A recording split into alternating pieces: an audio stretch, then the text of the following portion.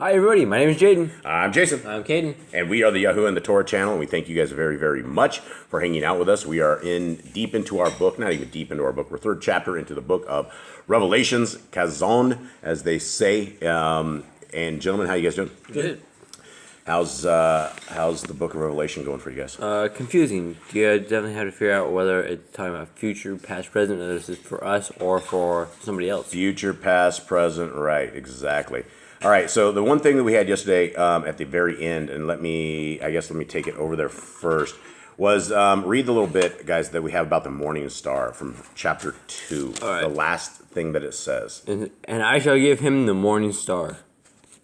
That's it? That's it. Okay, and we didn't know exactly what that was exactly, and so we had Brother Glenn, and he wrote up this huge thing, one part of it with the answers to the Acts, where they were, people think that Gentiles only have 4 laws, which is crazy because we have all the same laws that everyone else has. And you don't want to be a Gentile. There's no house of Gentile, there's no house of Christian, there's no house of Mormon, there's no house of Catholic. There's a house of Yahuda and a house of Yisrael. You got to pick one of those houses. Okay, so when it talks right here about the morning star, this is what Brother Glenn says. Why does the Bible use morning star to refer to both Yahushua and Satan? Revelation 22:16. I, Yahushua, have sent my messenger to witness to these matters in the assemblies. I am the root and the offspring of David, the bright and morning star. Revelation 2:28, verse 27, starts at 27. And he shall shepherd them with a rod of iron, as the potter's vessel shall be broken to pieces. And I also have received from my Father, and I shall give him the morning star. And then in Isaiah 14:12 through 15, it says, how you have fallen from the heavens, O Hailel, which is H1984, the morning star, Lucifer, son of the morning. You have been cut down to the ground. You have laid low the Gentiles. For you have said in your heart, let me go up to the heavens. Let me raise my throne above the stars of El, and let me sit in the mount of meeting on the sides of the north. Let me go up above the heights of the clouds. Let me be like the Most High. But you are brought down to the grave, to the sides of the pit. In ancient times, the idea of a morning star was one of a bright star that outshines others. In Isaiah, the poetic structure of chapter 14 uses the phrase to describe the greatness of Satan prior to his fall, in contrast with his evil and rebellion against Yahuwah. In Isaiah 14:12, we read, how you are fallen from heaven, O day star, son of dawn. The King James and the New King James versions use Lucifer, son of the morning, in place of day star, son of dawn. The larger context of this passage is traditionally interpreted as referring to Satan and his fall from heaven. Job 38:4, where were you when I laid the foundations of the earth? Declare if you have understanding. Who set its measurements, if you know? Or who stretched the line upon it? Upon what were its foundations sunk? Or who laid its cornerstone? When the morning stars sang together and all the sons of Elohim shouted for joy. With Yahushua, the concept of the morning star is used to also note his greatness. This is clear from the other title used of him in the same verse, the root and descendant of David. Of great importance is the fact that Yahushua is noted as the bright morning star. His greatness is far above all others. Satan could not cause Yahushua to sin, could not stop his plans, nor defeat him through death. Satan will ultimately be defeated by Yahushua and cast into the lake of fire, Revelation 20:7 through 10. It is important to note that also using a similar idea to compare both Satan and Yahushua does not mean they are similar. The same idea of comparison is even used in the Bible with Yahushua and Satan with another idea, that of lion. In 1 Peter 5:8, Satan is described as a roaring lion who seeks to devour believers. Yet Yahushua is also called a lion, the lion of the tribe of Judah in Revelation 5:5. Both Satan and Yahushua are powerful, yet the power of the Messiah is infinitely greater. Colossians 1:16 through 17 teaches, because in him were created all that are in the heavens and that are on earth, visible and invisible, whether thrones or rulerships or principalities or authorities. All have been created through him and for him. And all is before him, and in him all hold together. John 1:3-5 adds, all came to be through him, and without him not even one came to be that came to be. In him was life, and the life was the light of men, and the light shines in the darkness, and the darkness has not overcome it. Let's see. This one, yeah, so I'm going to leave it at that because so does that make sense to anybody out there, gentlemen? No, I think so. I think that So we didn't know exactly why he was called Morning Star or why, there's a weapon of war called the morning star, which we were kind of laughing at. That why is that? But that's not it. And so essentially, it's greatness, right? And I guess Satan was very great in his past, right? But he's never going to be as great as our Creator, and never as great as the Creator's Son. Okay, you guys ready? Yep. Here we go. And for those who do not know, again, we're in chapter 3. The churches that we're talking about right here have come and they've gone. This part is all in the past. What we can glean from this is the lessons of the future, where we can apply things to our lives and become better. But as far as the churches being live today, they're not. And the Catholics and all these churches, the 501c3 man-made doctrine churches, these are not assemblies where our Creator lives. He's not in these temples of man-made hands. Okay, and to the messenger of the assembly in Sardis write, he who has the 7 Ruach of Elohim and the 7 stars says this, I know your works, that you have a name, that you are alive, but you are dead. Wake up and strengthen what remains and is about to die. For I have not found your works complete before Elohim. Remember then how you have received and heard, and watch and repent. If then you do not wake up, I shall come up on you as a thief, and you shall not know at all what hour I have come upon you. Nevertheless, you have a few names in Sardis who have not defiled their garments, and they walk with me in white, because they are worthy. He who overcomes shall be dressed in white robes, and I shall by no means blot out his name from the book of Kai, but I shall confess his name before my Father and before his messengers. Okay, there's a huge thing right here, right?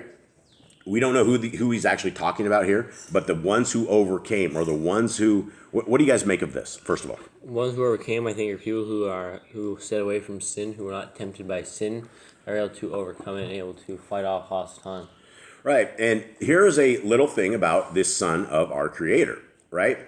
He is going to be the guy. He's essentially our attorney. He's our advocate when it comes to the end times. This is where we're talking about we want him to confess our name before his Father and before messengers. Now, this is a Trinity-breaking verse, because if Messiah Yahushua was the Father, then again, he just gave us a little bit of deception, right? He deceived us, because he's not going to confess his name before his Father. He's going to think about his name because he is the Father, right? So we have to get all these scriptures, and we have to get this stuff dialed in. We got to get rid of this satanic doctrine of the Trinity. It's a mess. And there's nowhere in scriptures, not a place, that when you read scriptures all together, that you can finalize and formulate that our Creator and his Son are the exact same people. It doesn't say that anywhere. Okay, so when the people that are loyal to our Creator and his Son, when Messiah comes, he's going to advocate for them. He's going to confess their name, and he's going to also confess it before the messengers. That's a huge thing, right? How about a little esteem in front of all these entities that you don't know, but that probably know you? And all of a sudden, you get a shout out from the Son of the Most High. What an honor. 6. He who has an ear, let him hear what the Ruach says to the assemblies. And to the messenger of the assembly in Philadelphia, write, he who is Kodesh, he who is true, he who has the key of David, he who opens and no one shuts, and shuts and no one opens, says this. Okay, so what is he saying? He who is true, he who has the key of David. So this is Messiah saying this, right? Yeah, right. And there's like some door that closes and never can be opened. Right. I know your works. See, I have put before you an open door, and no one is able to shut it, that you have little power, yet have guarded my word and have not denied my name. That's a huge thing, right? We're living in a world where not only do people deny it, but the people will take the name of our Creator as a superlative curse word, and that's not even denying the name. That's even worse. So, making jokes about it. 9. See, I am giving up those of the congregation of Satan, who say they are Yahudim and are not, but lie. See, I am making them come and worship before your feet, and to know that I have loved you. Wow. What do you guys make of that? Okay. When your enemy is come and worship you, they come to your feet and worship you, that means they've been defeated, and Yahushua was going to defeat the people that are not following Torah. Yeah, what a scene this would be. What a scene this would be. It would be amazing if we were able to partake in this kind of a setup. That's the fake people who say they believe Yah, who say they do the works of Yah, but then do evil. It's those kind of people. Yeah. 10. Because you have guarded my word of endurance, I also shall guard you from the hour of trial, which shall come upon all the world, to try those who dwell on the earth. All right, what is he saying here, guys? He's saying that because if these people here in Philadelphia were guarding the Torah, he said he's going to protect them. Yes, and that's true. That's the promises we get from Yahuwah, is that if we are following the commands and we are doing as he said, we will have protection from Yah. Yeah, absolutely. Does that mean that nothing happens, that we don't have struggles or trials or days of darkness and depression and things of that nature? No, not at all. That means we will still have trials, but we will be protected from Hasatan. We will have more protection from Yah than a regular human that does not follow Torah would have. Yeah, and the problem, I guess it's not a problem, but I guess the effects of living in the Torah is that you are going to be tested probably more than those who are not. Simply because you are a child of the Most High, and Hasatan does not want that. Okay, 11. See, I am coming speedily. Hold what you have, that no one takes your crown. He who overcomes, I shall make him a supporting post in the Mishkan of my Elohim, and he shall by no means go out. And I shall write on him the name of my Elohim and the name of the city of my Elohim, the renewed Jerusalem, which comes down out of the Shamayim from my Elohim and my renewed name. Wow. Okay, this is future. There's a lot of stuff right here. Yeah, this is the future. What do we make of this right here? Hold on. 11, what's it say? He who overcomes. What do we make of this? He who overcomes, and, how do we overcome, number one, guys? I'd say keep believing Yahuwah no matter what. Believe him through the trials. Fighting sin, not falling into sin. Yeah, keeping the Torah, keeping the laws, statutes, and commands. I mean, faithful to our Creator, which would mean you have faith in Messiah Yahushua. Okay? And then he says, I shall write on him the name of my Elohim. This is a Trinity breaker, right? Because this is the Son of the Most High, and he says he's going to write on him the name of his Elohim. Right? If he was Elohim, he would say, I would have my name on my chest. You would see who I am. He's not Elohim Most High. Okay? And the name of the city of my Elohim, right? This is our home, right? This is what we're looking for, right? When a city comes out of the sky and sits up on top of Mount Zion, and the whole mountain structure is reformed and everything is up there, it's going to be amazing. And that's where the whole world will come. And that's where everything will be. Anyone else have anything on this? This is it. No, I think you got it. It says, this isn't like us going to heaven. This is like the city coming down. Like you let your will be and your kingdom come. Yeah, this is there's no rapture. Like this is not the Christian rapture by any means, right? If you tell the Christians that they're not going to be taken off to heaven, they won't have any idea what you're saying. That's a scary thing to think you have comfort when there is no comfort. Where you think you're going to be saved from trials and tribulation. You think you're going to be protected, and when you think it's time and nothing happens, you're still stuck here, and you have to now figure out to the end of what's really going on. It's a scary thing. Yep, you had Christians in 2019, 2020, 2021, 2022 who did absolutely nothing when the world was changed because they wait for this rapture. They don't think anything's going to happen. They don't think they're going to see trials and tribulations. They think they're just going to make it out of this place without a scratch on them, because that's what the man in the pulpit has told them and the lies of the doctrines of this. Okay, 13. He who has an ear, let him hear what the Ruach says to the assemblies. And to the messenger of the assembly in Laodicea, write, the Amen, the trustworthy and true witness, the beginning of the creation of Yahuwah, says this, I know your works, that you are neither cold nor hot. I would that you were cold or hot. So because you are lukewarm, and neither could nor cold nor hot, I am going to vomit you out of my mouth. All right. This is to one of these churches, right? Yes. Because it's to a church, what can we take from this? We take the examples of what they did wrong and what we shouldn't do. Right. And what did they do? They were Not with they sound like Christians. They sound like modern day Christians. They were lukewarm. They were half and half out. They didn't really want to be there, but they wanted to be there. But they really wanted to deal with the world as well. Well, Christians want to be there. They just don't want to keep the law, statutes, and commands They of our want to do what Creator. the world does. Well, yeah, because that's what their religion has told them. They can do what they want, and obedience means absolutely nothing to a Christian. Okay, 17. Because you say, rich I am, and I am made rich, and need none at all, and do not know that you are wretched, and pitiable, and poor, and blind, and naked.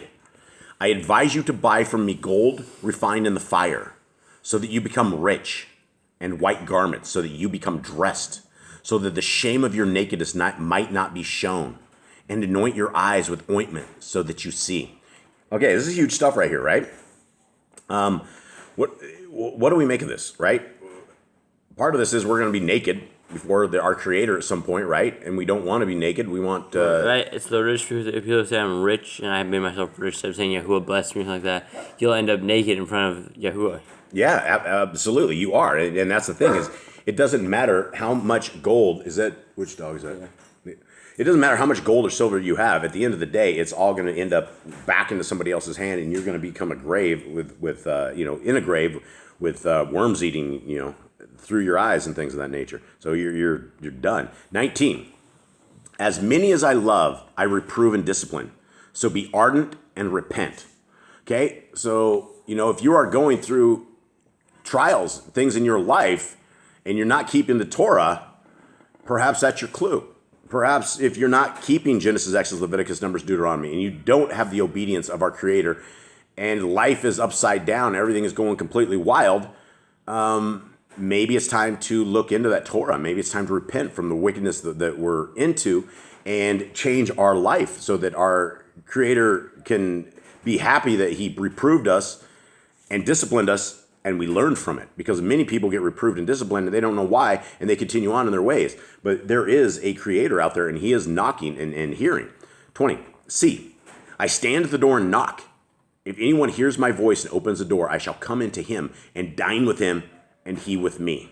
Okay, that's a huge Christian verse right there. Christians will have this all the time. This is what the Christians say. Yes, stand at my door and knock. If anyone hears my voice and opens the door. Okay, so somebody opens the door or hears his voice. What is his voice going to say? Depart from me. It could be depart from me. But prior to that, if somebody hears the voice of Messiah, what does the voice of Messiah say? It's going to say keep the Torah? Yeah, keep the Torah. Keep the laws, statutes, and commands of my Father. And he's not going to come and dine if you've been belligerent in the Torah. If you are a sinner and if you've had your chance to change and you refuse to, don't expect that you're going to have a dining spot with Messiah. 21. To him who overcomes, I shall give to sit with me on my throne, as I also overcame and sat with my Father on his throne. He who has an ear, let him hear what the Ruach says to the assemblies. Okay, let's go back up to 21 real quick. To him who overcomes, I shall give to sit with me on my throne. He says, my throne.